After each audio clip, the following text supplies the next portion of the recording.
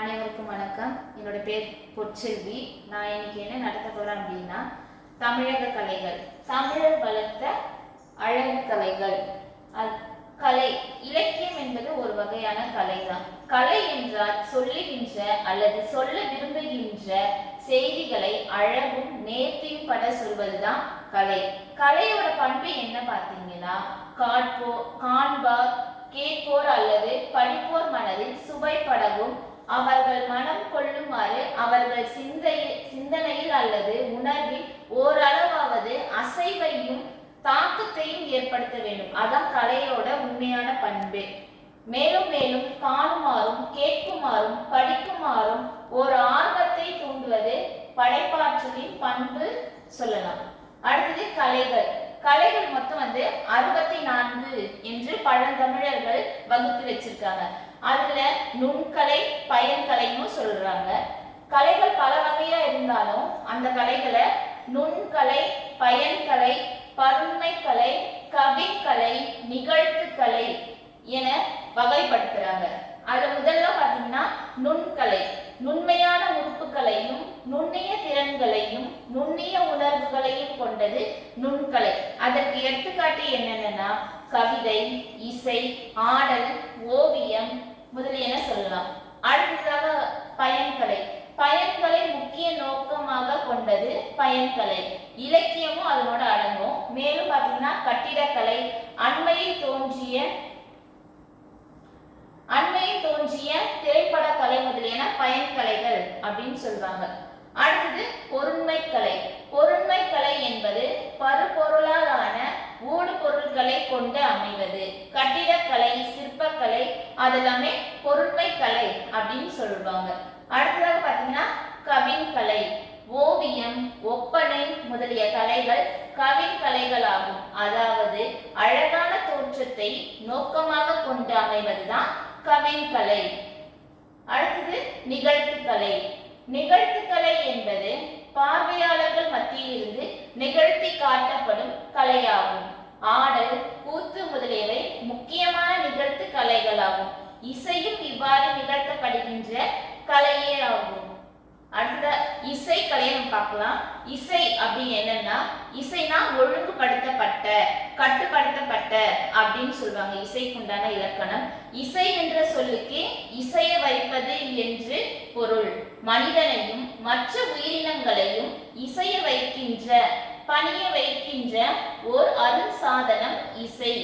இசையை சங்கீதம் அல்லது செவிக்கு இன்பம் தரும் மொழி அப்படின்னு சொல்றாங்க. அடுத்தது பாட்டும் பண்ணும். பாட்டு என்பது பரந்தப்பட்ட ஓசை உடையது சொல்றாங்க, பாட்டுன்னு சொல்றாங்க. பாட்டுக்கு பண் உண்டு. பண்ண என்னன்னு சொல்றாங்கன்னா ராகம். பண்ணு எத்தனை வகைப்படும்னா 13 வகைப்படும்.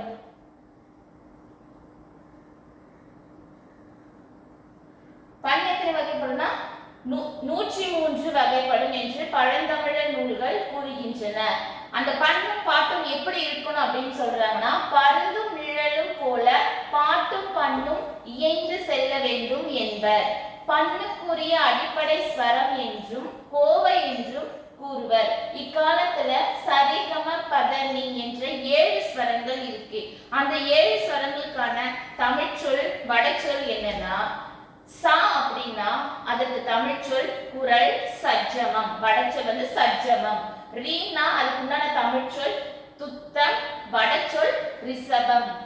கா என்ற ஸ்வரத்துக்கு கைக்கிளை தமிழ்ச்சொல் காந்தாரம்ன்றது வடச்சொல். மா என்ற ஸ்வரத்துக்கு உழை என்ற தமிழ்ச்சொல், வடச்சொல் மத்திமம். பா என்ற ஸ்வரத்துக்கு இலி என்றது தமிழ்ச்சொல், வடச்சொல் பஞ்சமம்.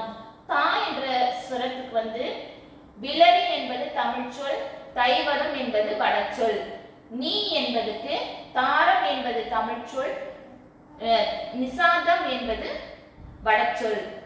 இப்ப இசைக்கருவிகள். இசைக்கருவிகள் 4 வகைப்படும்.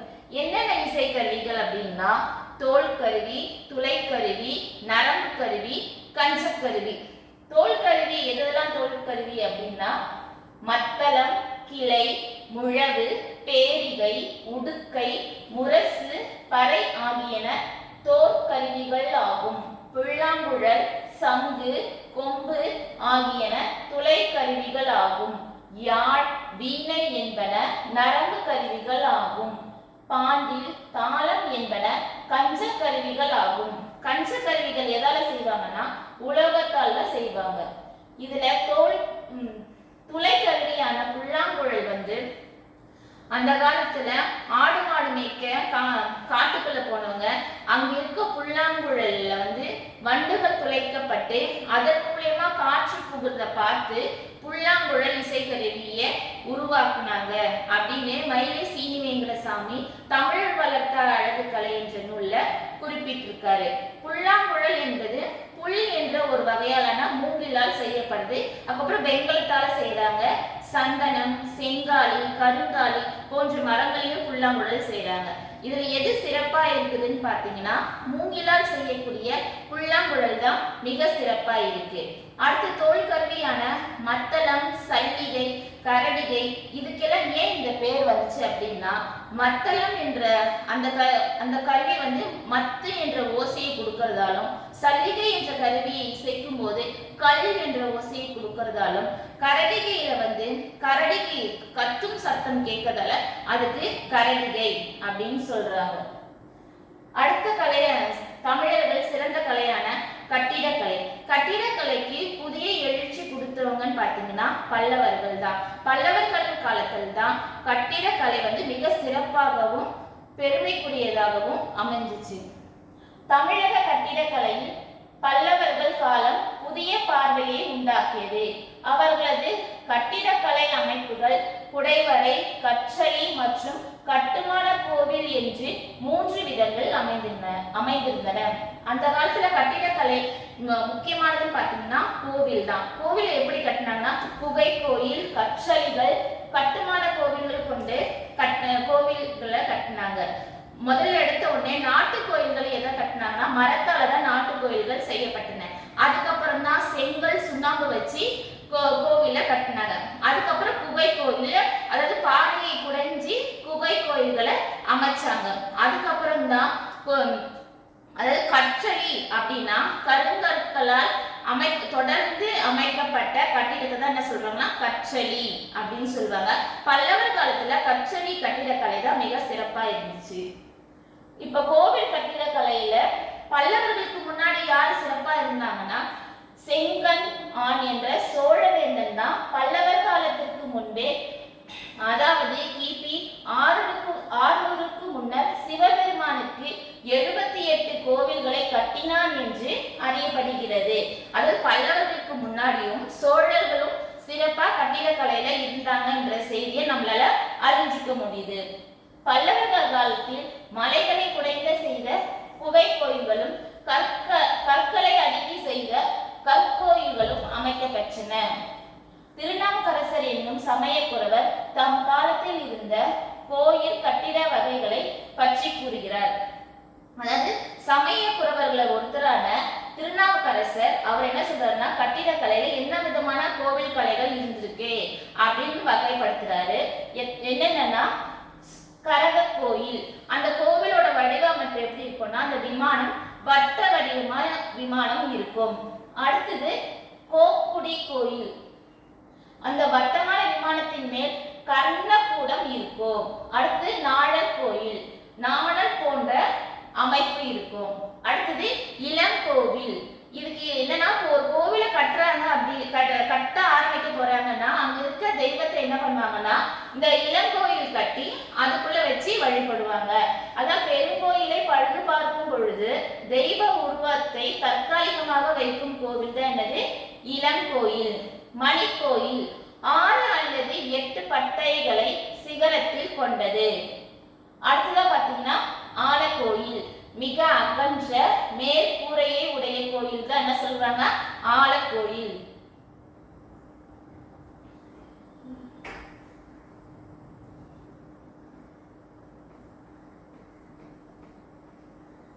அடுத்து கட்டிடக்கலையில ராஜராஜ சோழன் கட்டிய தஞ்சை பெருவுடை கோயில், நாயக்கர்கள் காலத்தில் திருப்பணிகள் பல செய்யப்பெற்ற மதுரை மீனாட்சி கோயில், திருவரங்க திருக்கோயில், மாணிக்கவாசகர் பணி செய்த திரு கோயில் ஆகியன தமிழர்களின் கட்டிடக்கலையின் மாட்சியை சுட்டிக்காட்டும் வகையில் இருக்கிறது. அடுத்தது, நாம் வாழும் வீட்டை உறுதி மிக்கதாக கட்டிக் கொள்வதில் பண்டைய தமிழர்கள் கவனம் செலுத்தவில்லை. வழிபடும் திருக்கோவில்கள் காலத்தை வென்று நிற்கும்படி கட்டினர். எகிப்தின் பிரமிடு, கிரேக்க சிலைகள், ரோமானிய கலைக்கூடங்கள், பைசா நகர் கோபுரம், ஆக்ராவின் தாஜ்மஹால் ஆகியவற்றுக்கு நிகரான தமிழக கோவில் கட்டிடக்கலை விளங்குவதை இன்றும் காணலாம். இதுதான் கட்டிடக்கலையின் சிறப்பு நம்ம சொல்லலாம். அடுத்ததா பாத்தீங்கன்னா ஓவிய கலை. ஓ என்ற எழுத்தே ஓவியம் என்ற பொருள் உடையதாக பண்டைய காலத்தில் இருந்தது. தற்காலத்திலோ ஓவிய கலை உருவாக தொடங்கிவிட்டது.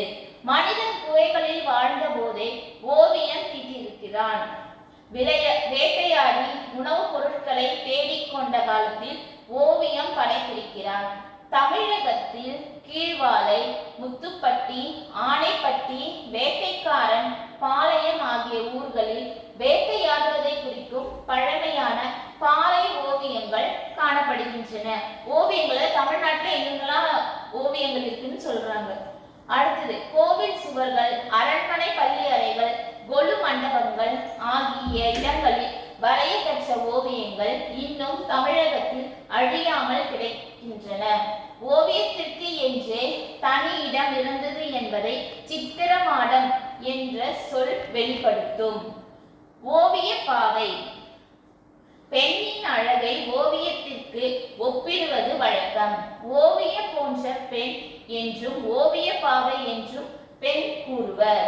உயிர் பெற எழுதப்பட்ட ஓவிய பாவை ஒப்பால் என்ற சீவக சிந்தாமணியில குறிப்பிட்டிருக்காரு திருத்தக்க தேவர். இப்ப ஓவிய செய்தி. இப்ப ஓவியம் பேசுவது போல் இருக்க வேண்டும். ஏதோ ஒரு செய்தியை உணர்த்துவது போல் இருக்க வேண்டும். தன்னை விட்டு தன் கணவன் பிரிந்து போய்விடுவானோ என்று அஞ்சுகிறாள் ஒரு பெண். போகாதீர் என்று சொல்ல நினைக்கிறாள். வாய் வரவில்லை. ஆனால் அவள் நிற்கும் நிலையையும் கண்ணில் இழையோடும் சோகமும் அந்த கருத்தை ஓகச் செய்தி போல உணர்த்துவதாக புலவர் ஒருவர் பாடுகிறார். ஓவியம் ஒரு கதை சொல்வதாக அமையலாம், ஒரு நீதியை வலியுறுத்துவதாகவும் அமையலாம். ஓவியரும் ஓவியங்களும். தமிழக ஓவியங்களில் மிக பழமையானவை காஞ்சி கைலாசநாதர் கோவில் ஓவியங்களும், பனைமலை கோவில் ஓவியங்களும், சித்தன்னவாசல் குகை கோவில் ஓவியங்களும், திருமலைப்புறம் மலையடிப்பட்டி ஓவியங்களும், தஞ்சாவூர் பெருவுடை கோவில் ஓவியங்களும் மிக சிறப்பா இருக்கும். அடுத்து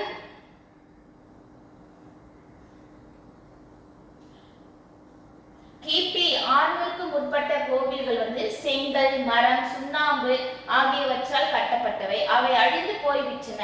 ஆனா அவற்றில் வரைந்த ஓவியங்கள் நமக்கு அவற்றில் ஓவியம் பற்றிய நமக்கு செய்திகள் கிடைக்கவில்லை. நமக்கு கிடைப்பனவற்றுள் காலத்தால் முற்பட்டதான் சித்தன்னவாசல் ஓவியமே. அரசன் அரசி ஓவியம், தாமரை பொய்கை ஓவியம் ஆகியன அழகு மிக்கவை. அவையும் இன்று மெல்ல அழிந்து வரும் நிலையில் உள்ளன. இந்த ஓவியங்களை தீட்டிய ஓவியர்களை பற்றி செய்தி எதுவும் நமக்கு கிடைக்கவில்லை. எனினும் கேவாத பெருந்தச்சன், குணமல்லன், சாதமுக்கியன், கலியாணி, கொல்லன், சேமகன், ராஜராஜ பெருந்தச்சன் ஆகியவர்கள் மட்டும் அவங்க பேர் மட்டும் இப்ப நமக்கு கிடைக்குது ஓவியர்கள்ல. அடுத்ததாக பாத்தீங்கன்னா நாட்டியம். நாட்டியம் என்ற சொல் ஆடல் என்னும் பொருளை தரும். பா, ரா, த என்ற 3 எழுத்துக்களும் தனித்தனியே 3 பொருளை தரும். பா என்ற சொல் பாவகம், ரா என்ற சொல் ராகம், தா எனும் சொல் தாளம் என்ற 3ஐயும் சேர்த்து பரதம் என ஆகிறது. பரதநாட்டியம் என்னும் பொழுது பாராகம், தாளம் ஆகிய 3 தன்மையும் ஆடலோடு சேர்கின்றன. இவையே இசையும் தாளமும் அபிநயமும் சேர்ந்த நாட்டியம், பரதநாட்டியம் சொல்றாங்க.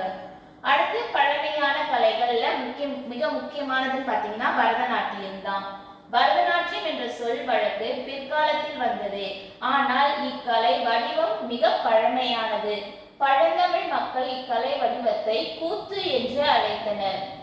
ஆடல், நாட்டியம், நாடகம் என்றும் சொன்னார்கள்.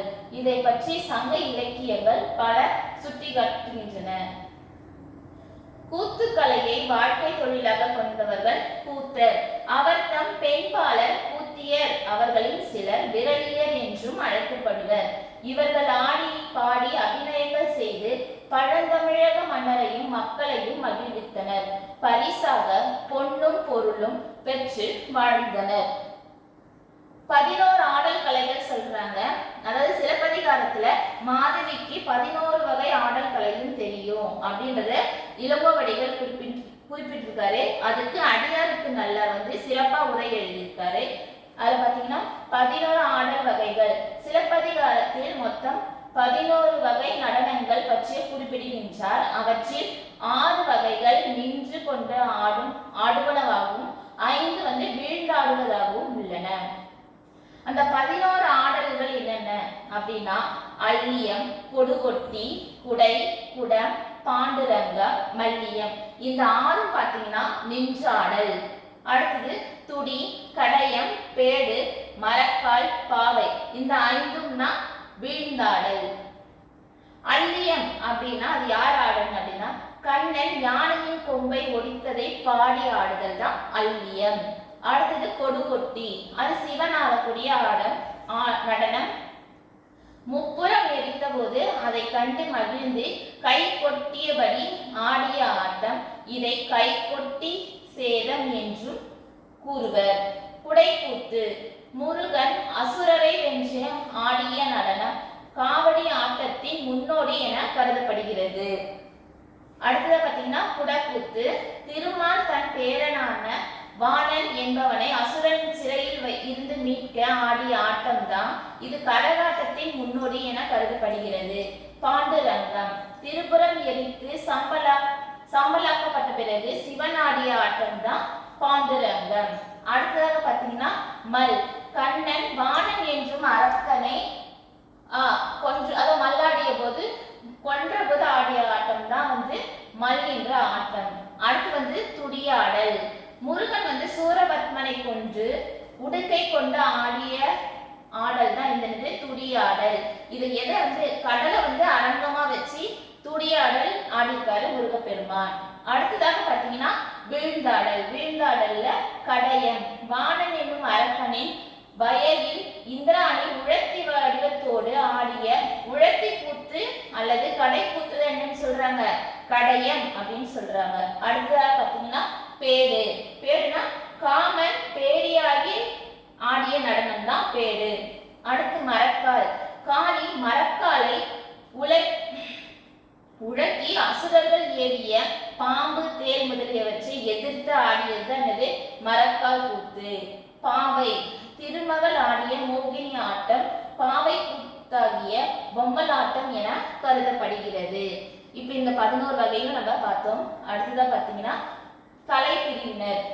இசையும் கூத்தும் நுண்கலைகள் ஆகும். இவை நுட்பமான கலை கூறுகள் கொண்ட வித்தைகள்.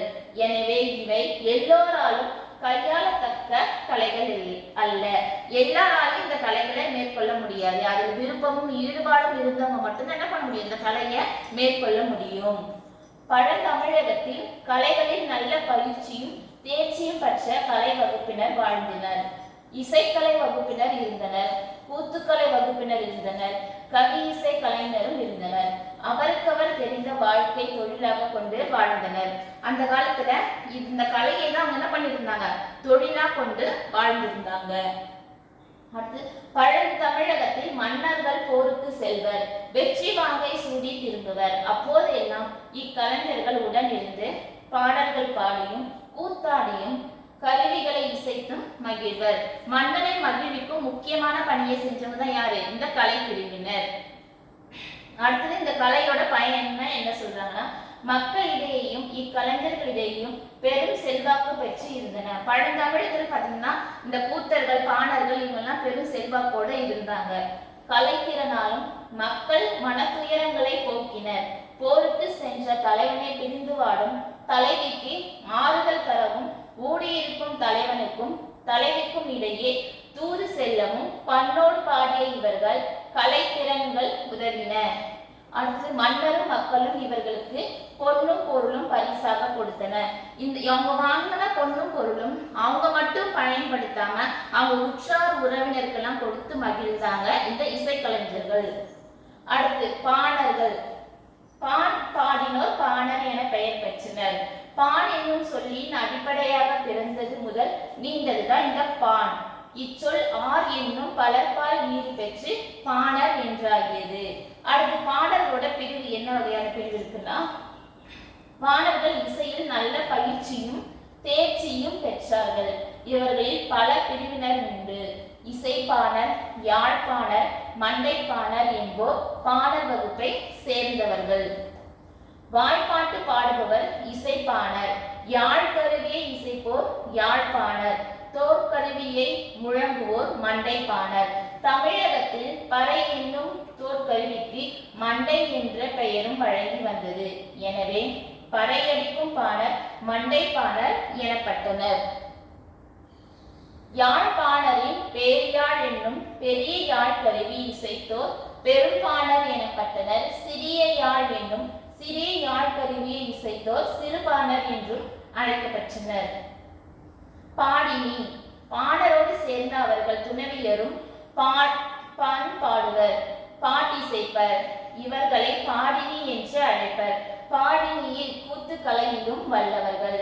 அபிநயங்கள் காட்டி ஆடுவார்கள். யாழ் கருவிகளிலும் இனிய இசையை மீட்டுவார்கள்.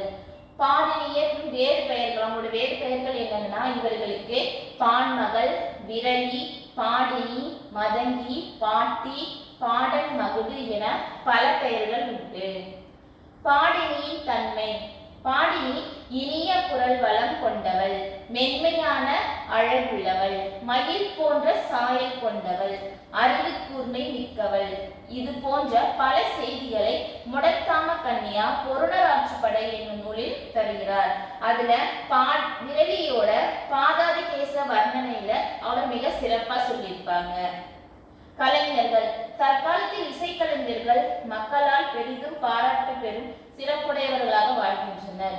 இசை ஆர்வலர்கள் இவர்களை பெரிதும் மதித்து போற்றி வருகின்றனர். தமிழ்நாடு அரசும் மைய அரசும் மிக சிறப்பான விருதுகளை வழங்கி வருகின்றன. நன்றி.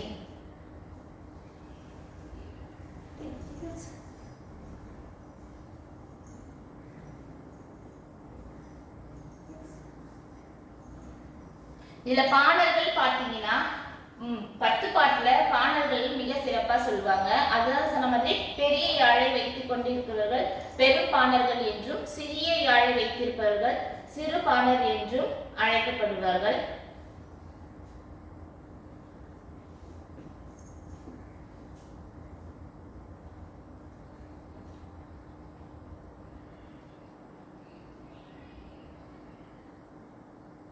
இந்த இசைக்கருவிகள் நம்ம பார்த்தோம்னா இதே 4 வகை சொன்னா,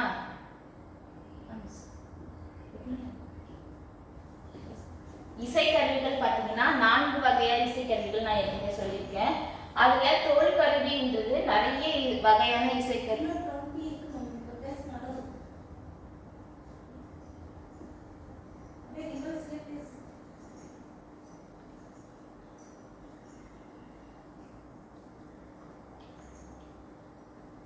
இந்த பண் நம்ம பார்த்தோம்ல, சரிகம பதனிசா, இதுக்கு எல்லா நேரத்திலையும் பாட மாட்டாங்க. ஒவ்வொரு பண்ணுக்கு ஒவ்வொரு வேலையில தான் பாடுவாங்க. அதுக்குண்டான கால நேரத்துல தான் இந்த பண் இசையே பாடுவாங்க. அடுத்து இசைக்கருவிகள் 4 சொல்லியிருக்கேன். அவை தோற்கருவி, துளைக்கருவி, நரம்பு கருவி, கஞ்சு கருவின்னு சொல்லியிருக்கோம். அதுல மத்தளம், கிளை, முழவு, பேரிகை, உடுக்கை, முரசு ஆகியன இருக்கு. இதுல இந்த மத்தளம்ன்றது மத்தளம் என்று ஏன் பேர் வந்திருக்குன்னா, மத்து என்ற ஓசையை கொண்டிருக்குதால் இதுக்கு என்ன வந்திருக்கு, மத்தளம். அடுத்து சல்லிகை, சல்ல கல் என்ற ஓசையை கொடுக்கறதால இதுக்கு என்ன பேருனா சல்லிகை. அடுத்து முழவு. முழவுன்னு எதுன்னு பாத்தீங்கன்னா குடமுழா அப்படின்னு சொல்றாங்க. இதுக்கு என்னன்னா 5 வாய்ப்புறங்களை கொண்டிருக்கும். இது மிக பழமையான இசைக்கருவி. இப்போது அது புழக்கத்துல இல்லை. அடுத்ததாக பாத்தீங்கன்னா உடுக்கை. உடுக்கை குடுக்கை, இடக்கை அப்படின்னு சொல்லுவாங்க. முரசு, பறை இது எல்லாமே என்னன்னா தோல் கருவிகள். அடுத்து புல்லாங்குழல், சங்கு, கொம்பு ஆகியன துளைக்கருவிகள். இந்த புல்லாங்குழல் அப்படின்னா மூங்கிலால் செய்யப்படுற இந்த குழல் என்ன சொல்றது, புல்லாங்குழல். இது எதால வெண்கலத்தால செய்வாங்க. சந்தனம், செங்காலி, கருங்காலி போன்ற மரங்களையும் புல்லாங்குழல் செய்வாங்க. அடுத்து சங்கு, இயற்கையா கிடைக்கக்கூடிய துளைக்கருவிகள ஒண்ணுதான் சங்கு. இது எல்லா இடத்துலயும் வாசிக்க மாட்டாங்க, கோவில்ல சங்க வாசிப்பாங்க. அடுத்து கொம்பு என்ற இசைக்கருவி எப்படி செய்யப்படும்னா, விலங்குகளின் கொம்புகளிலிருந்து, அந்த இறந்த விலங்குகளிலிருந்து கொம்புகளிலிருந்து செய்யப்படுகின்ற இந்த கொம்பு கருவி. இதுல இருக்க இசைக்கருவிகள்லாம் இப்ப காலத்தால மாற்றம் அடைஞ்சு பல பெயர்கள் அழைக்கிறது. இப்ப அது முக்கியமா பாத்தீங்கன்னா தோற்கருவில இருக்க பதலை. பதலை சங்க காலத்துல பதலை அப்படின்னு சொல்றாங்க. ஆனா இப்ப என்ன சொல்றாங்கன்னா தபேலா அப்படின்னு சொல்றாங்க. இப்ப சொல்ற அந்த தபேலா சங்க காலத்துல பதலை அப்படின்னு சொல்லுவாங்க. அடுத்து இந்த சங்குன்றது இயற்கையா கிடைக்கக்கூடிய துளைக்கருவிகளை ஒண்ணு. யாழ். யாழ் மிக முக்கியமான இசைக்கருவியாகும். பழந்தமிழர் வாழ்வுல யாழ் மிக ரொம்ப முக்கியமா இருக்கு. இப்ப ஐந்திணை நிலங்கள், குறிஞ்சி, முல்லை, மருதம், நெய்தல், பாலை, அந்த அந்த ஐந்திணை மக்களும் தாங்களுக்கு உண்டான பண் வச்சு இந்த யாழ் வச்சு பாடியிருக்காங்கன்னு சங்க இலக்கியத்துல குறிப்பிட்டிருக்காங்க. யாழ் என்ற இசைக்கருவி, இந்த நரம்பு கருவி எப்படி உண்டாச்சு அப்படின்னா, மரங்கள் மேல கொடிகள் படரும் போது அதற்கிடையே காற்று புகும்போது ஏற்படும் ஓசையை கொண்டு யாழ் என்ற இந்த நரம்பு கருவியை உருவாக்கியிருக்காங்க. இந்த யாழை பற்றி சிறப்பா சொல்லணும்னா, பொருணர் ஆட்சி படையில அந்த விரலி வச்சிருக்கக்கூடிய அந்த யாழை மிக சிறப்பா சொல்லியிருப்பாங்க. அந்த யாழோட வடிவமைப்பு முடத்தாம கண்ணியர் மிக சிறப்பா சொல்லியிருப்பாங்க. யாழ் என்ற இசைக்கருவி கொஞ்சம் சங்கம் அறிவிய காலத்துல என்னன்னு சொல்லியிருக்காங்கன்னா வீணை. இப்ப என்ன, இப்ப யாழ் பயன்பாட்டுல இல்ல, வீணை தான் பயன்பாட்டுல இருக்கு. இந்த இந்த இசைக்கருவிகள்லாம் வாசிச்ச இசை கலைஞர்களோட வாழ்க்கை அப்ப ரொம்ப வளமையா இருந்துச்சு. அதை சொல்றதுதான் 10 பாட்டுல இருக்க ஆற்றுப்படை நூல்கள் எல்லாமே. அதுல திருமுருகாற்றுப்படை தவிர மீதி இருக்க 4 ஆற்றுப்படை நூல்களும் பாணர், விரலி, கூத்தர் அவங்கள பற்றிய நூல்கள் தான். அதில் அவங்க போய் மன்னனை போற்றி புகழ்ந்து பாடி பரிசு பெற்ற பொருளை அவங்க உற்சார் உறவினரோட சேர்ந்து கலந்து உண்டுதான் மகிழ்ந்திருக்காங்க.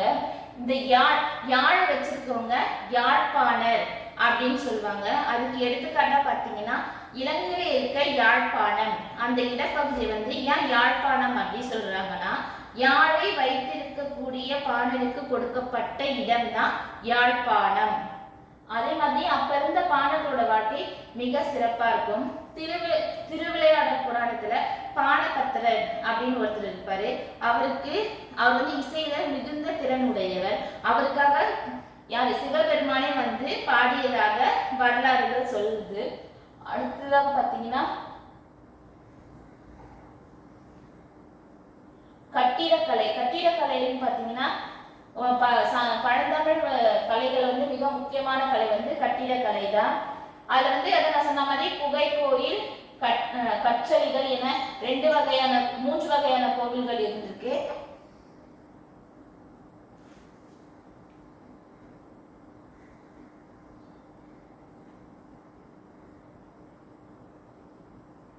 அடுத்து இந்த கலைகள்லாம் அடுத்த கலையா பாத்தீங்கன்னா நாடகக்கலை. நாடகக்கலையில என்னன்னு சொல்லுவாங்கன்னா, நடித்து காட்டுதல். நாடகம், நாடு கூட்டல் அகம், அதாவது ஒருத்தர் மாதிரி இன்னொருத்தவங்க நடிச்சு காட்டுறதுதான் நாடகக்கலை. நாடகக்கலைக்கு இலக்கணம் குறுநூலுன்னு பாத்தீங்கன்னா, மதிவாணர் எழுதிய நாடக தமிழ், செய்சியம், இது எல்லாமே நாடகத்துக்கு உண்டான இலக்கணத்தை சொல்லும். இந்த நாடகத்துக்கு உண்டான சந்தி ஒரு 5 சொல்றாங்க. அது என்னென்னா, முகம், பயிர் முகம், கற்பம், விளைவு, தூய்த்தல். இந்த 5மே நாடகத்துக்கு உண்டான முக்கியமா சொல்றாங்க.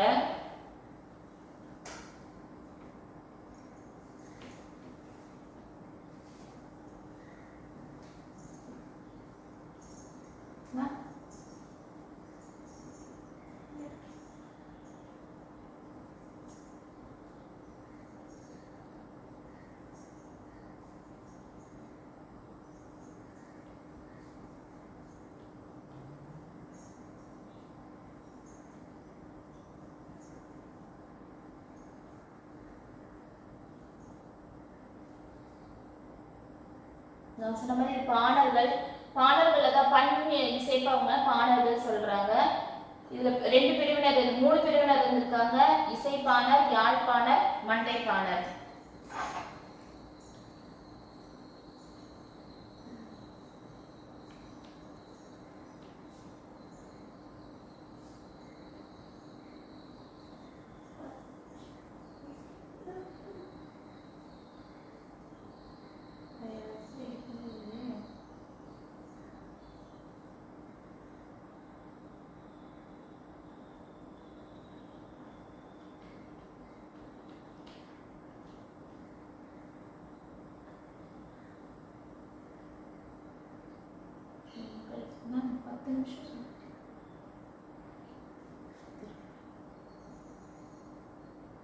இந்த நுண்கலையில நுண்கலைன்னு பார்த்து நம்ம ஏற்கனவே பார்த்துருக்கோம். நுண்கலைனா ரொம்ப நுண்மையா செய்யக்கூடியதான் நுண்கலைகள் சொல்றாங்க. இசை, ஆடல், ஓவியம். இந்த இசை பார்த்தீங்கன்னா எல்லாராலுமே இசை பாட முடியுமான்னு கேட்டா முடியாது. அதுக்கு உண்டான குரல் வளம் இருந்தால் மட்டும்தான் எனக்கு இசையை பாட முடியும். இசை பாடுவதற்கு பண் ரொம்ப முக்கியம். பாட்டும் இசையும் தான் சேர்ந்து பாட்டு அப்படின்னு சொல்லுவாங்க. பண் அப்படின்னா 103 வகை பண்களை கொண்டது. அந்த 5 மக்கள் அந்த பண், குறிஞ்சி பண், முல்லை பண், மருதப்பண், செவ்வரி பண், பஞ்சுரம், இந்த பண்களை பாடுன்னு தான் சங்க இலக்கியங்கள்ல குறிப்பிடுறாங்க. அடுத்தது பார்த்தீங்கன்னா பயன்கலை. பயன்கலைனா கட்டிடக்கலை, அண்மையில் தோன்றிய திரைப்படக்கலை. கட்டிடக்கலையில அதை நம்ம ஃபர்ஸ்ட் மரத்தால தான் கட்டிடமே கட்டியிருக்காங்க. அதுக்கப்புறம் அது அழிஞ்சு போகும், காலத்தால் நிலை பெற்று நிக்கலன்னு அதுக்கப்புறம் என்ன பண்றாங்க, செங்கல், சுண்ணாம்பு வச்சு கட்டிடங்களை கட்டுறாங்க. அடுத்து 3வது பார்த்தீங்கன்னா பாறைகளை குடைந்து கோவில் கட்டுறாங்க. அந்த பாறைகளை குடைந்து கட்டிட்ட பிறகு என்ன பண்றாங்கன்னா கருங்கற்களை அடுக்கி வச்சுதான் கட்டுறதுதான் கற்றளிகள். அதுல மிக சிறப்பா இருந்தவங்க தான் பல்லவர்கள்.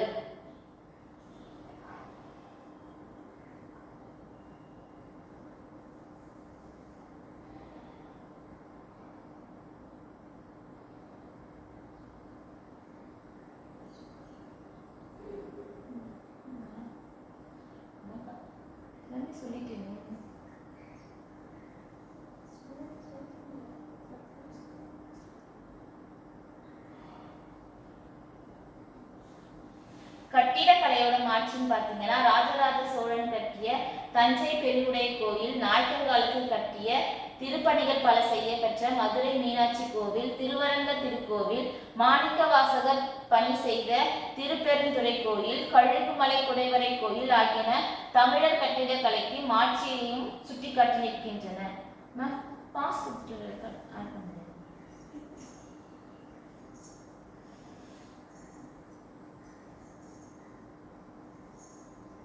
ஓவியக்கலை அப்படின்னு பார்த்தீங்கன்னா புனையா ஓவியம் அப்படின்னு சொல்றாங்க. புனையா ஓவியம் அப்படின்னா டிராயிங்கோட அவுட்லைன் மட்டும் கொடுத்துட்டு உள்ள எதுவுமே பண்ணாத, அதாவது வண்ணங்கள் எதுவுமே தீட்டப்படாத ஓவியம் தான் அது புனையா ஓவியம். முல்லைப்பாட்டுல அந்த தலைவி புனையா ஓவியம் போல இருந்தாங்க அப்படின்னு புலவர்கள் குறிப்பிடுறாங்க. அதாவது எப்பவுமே அழக பெண்ணோட தான் ஒப்பிட்டு சொல்லியிருக்காங்க. ஓவியம் போன்று, ஓவிய பாவை, இது எல்லாமே பெண்ணை குறிக்கிற சொல்லாதான் இருக்கு. உயிர்பெற எழுதப்பெற்ற ஓவிய பாவை ஒன்பால் அப்படின்னு சிலப்பதிகாரத்துல திருத்தக்க தேவர் குறிப்பிடுகின்றார். ஓவியம் மூலமா ஒரு செய்தியை கடத்த முடியும் அப்படின்றது நம்ம ஓவியங்களை பார்க்கும்போது தெரியுது. ஓவியம் பேசுவது போல இல்லாம ஒரு செய்தியை உணர்த்துவது போல, அதாவது ஓவியம் மூலியமாகவே செய்திகளை பரப்பினாங்க தமிழர்கள் அப்படின்றத நம்ம அறிய முடியுது. தன்னை விட்டு தன் கணவன் பிரிந்து போய்விட்டானோ என்று அஞ்சுகிறாள் ஒரு பெண். போகாதீர் என்று சொல்ல நினைக்கிறார், வாய் வரவில்லை. ஆனால் அவள் நிற்கும் நிலையும் கண்ணில் இழையோடும் சோகமும் அந்த கருத்தை ஓவச் செய்தி போல உணர்த்தியதாக புலவர் ஒருவர் பாடுகிறார். ஓவியம் ஒரு கருத்தை சொல்வதாக அமையலாம், ஒரு நீதியை வலியுறுத்துவதாகவும் அமையலாம். அடுத்து ஓவியம்லாம் அந்த காலத்துல ஓவியம் வரைஞ்சவங்களெல்லாம் எந்த காலத்துலயும் பெயர்கள் குறிப்பிடவே இல்லை. அந்த பெயர்கள்லாம் அழிஞ்சு போயிடுச்சு. கிபி அதான் 600க்கும் மேற்பட்ட கோவில்ல வந்து செங்கல் மரம் அதால செங்கல் மரம் சுண்ணாம்பு ஆகியவற்றால் செய்யப்பட்டது கட்டடம்ன்றதால அந்த வரையப்பட்ட ஓவியங்களும் என்ன ஆயிடுச்சு, அழிஞ்சு போயிடுச்சு.